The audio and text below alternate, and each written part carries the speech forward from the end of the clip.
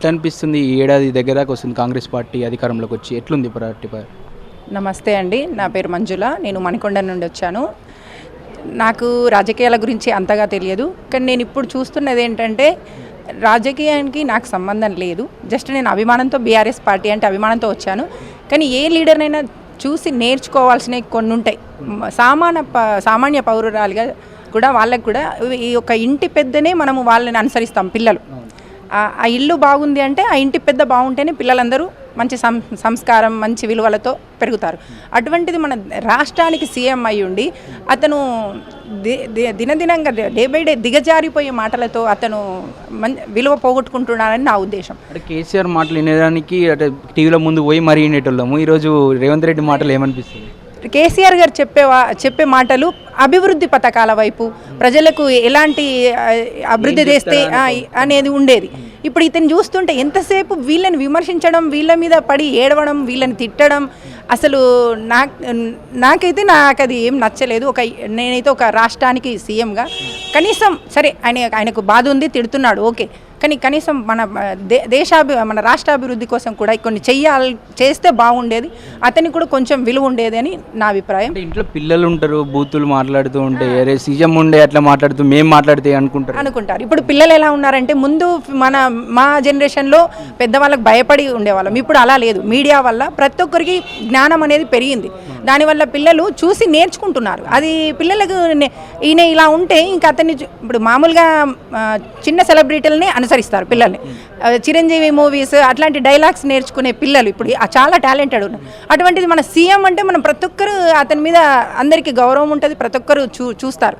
కాబట్టి అతను పిల్లలకు గురించి మన జనరేషన్ గురించి ఆలోచించైనా కూడా ఇటువంటి మాటలు మాట్లాడకుండా సరే నీ బాధకు తిడుతున్నారు, తిట్టండి, మీకు ఏం జరిగిందో మాకు తెలియదు కాబట్టి మీ బాధకు మీరు తిట్టినా కూడా మీరు ఇంకా ఇచ్చిన పథకాలు కానీ ఇవన్నీ మీరు కొంచెం చేస్తూ వీళ్ళకి ప్రజలకి దగ్గర అయ్యే ప్రయత్నం చేస్తే బాగుంటుందని నా అభిప్రాయం. మీరు అన్నట్టు వ్యక్తిగతంగా ఆయన కోపం ఉన్నది కేసీఆర్, ఇంకేమన్నా ఉన్నది. సో ఏమంటే దాన్ని రాజకీయాలకు తీసుకొచ్చి ప్రభుత్వమే కేసీఆర్ని దించేందుకు లేకపోతే కేసీఆర్ మీద తిట్టేందుకు ప్రభుత్వం లేదుగా, ప్రజల కోసం ఉన్నది, అది ఆలోచించాల్సింది అంటారు. అవును, అదే కదా. ఇప్పుడు ప్రజల కోసం ఆలోచించాలి. తన వ్యక్తిగతంగా ఉన్నది కొద్దిగా సేపే ఉంచి మన రాష్ట్ర అభివృద్ధికి ఎక్కువ టైం కేటాయిస్తూ మనకు కావాల్సిన ఇప్పుడు రైతు బంధు కానీ రైతు బీమా కానీ ఇవన్నీ పెన్షన్లు కానీ ప్రతి స్త్రీకి 2500 అన్నారు, తర్వాత పెన్షన్ 4000 అన్నారు.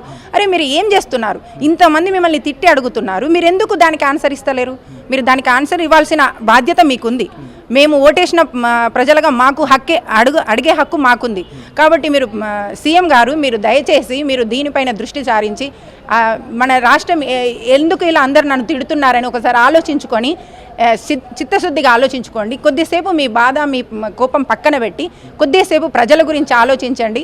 దానివల్ల మీకు ఇప్పటివరకు ఏం నష్టం జరిగిందో ఇకనైనా కొంచెమైనా మీకు మంచి అభిప్రాయం మీ మీద వస్తుందని నా అభిప్రాయం. ఇంకొకటి, ఇక్కడ మహిళలకు విజయోత్సవ సభలు జరుపుకుంటారు. మహిళలకు అన్ని ఇచ్చాము, విద్యుత్ 200 యూనిట్ల కరెంట్ ఇచ్చాము, ఫ్రీగా బస్ ఇచ్చాము, ఇంకా కోటి మంది మహిళలను కోటీశ్వరి చెప్తామని చెప్తూ ఉన్నారు. మీరేమంటారు? ఎక్కడైనా మీకే తెలియాలి, మీడియా వాళ్ళకి ఎక్కువ తెలియాలి. ఎందుకంటే అతను చేసిన హామీలు ఏమీ ఎవరికి అసలు ఏం అందలేవు. అండ్ ఇప్పుడు మీరు అంటున్నారు మన ఏమడిగారు, ఇది సంబరాలు అంటున్నారు. దేని గురించి సంబరాలు? ఏం జరిగిందని సంబరాలు? ఒకవైపు హత్యలు, చిన్న పిల్లలు చనిపోతున్నారు. ఒకవైపు మీ పార్టీలో ఉండి కూడా మీ వాళ్ళే సూసైడ్ చేసుకొని మొన్న సర్పంచ్ గారు అండ్ లగచెర్లలో మీరు అది ఫార్మా అని దాని గురించి కూడా చాలామంది సఫర్ అవుతున్నారు. అండ్ హైడ్రా అని చాలామంది మేము శాపనార్థాలు పెట్టారు. అది కూడా మీరు కొంచెం చూసుకొని ఇది ఏది కరెక్ట్, ఏది చేస్తే బాగుంటుంది, ప్రజలకు దగ్గర అవ్వడానికి ట్రై చేస్తే బాగుంటుంది. ఇవన్నీ ఇంకా తప్పుడు మాటలు ఎంతసేపు మాట్లాడినా అది నమ్మకం ఉందా? ఇప్పటికే ఇంకో 4 సంవత్సరాలు నమ్మకం పోయిందండి, ప్రజలకి నమ్మకం పోయింది. ఇంకా ప్రజలు ఇప్పుడు మీరు జస్ట్ వాళ్ళు ఎంటర్ అవుతే కూడా రానివ్వకుండా కొన్ని ఏరియాల్లో కాంగ్రెస్ వాళ్ళని తరిమి కొట్టారు. అలాంటి పరిస్థితి వచ్చిందంటే మీరు ఇప్పటికైనా గట్టిగా ఆలోచించి కరెక్ట్ నిర్ణయం తీసుకొని మీరు ముందుకు సాగితే ఏమో ఈ 4 years ఇంకా టైం ఉంది కాబట్టి మీరు అప్పటి లోపైనా మంచి పేరు తెచ్చుకునే అవకాశం ఉంది.